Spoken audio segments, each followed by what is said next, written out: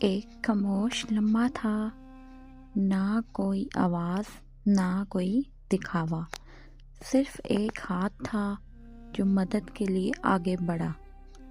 اس وقت نہ دینے والا کو اندازہ تھا کہ اس کا اجر کتنا بڑا ہے، اور نہ لینے والے کو خبر تھی کہ اللہ نے اس کے لیے کتنی رحمت لکھ دی ہے۔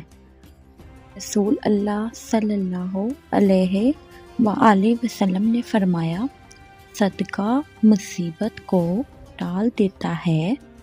وہ ایک چھوٹی سی مدد بنی جو چاروں طرف سے رحمت بن کر لوٹ آئی، کیونکہ جب اللہ کے لیے دیا جائے تو خود اللہ تعالیٰ اس کا بدلہ دیتا ہے۔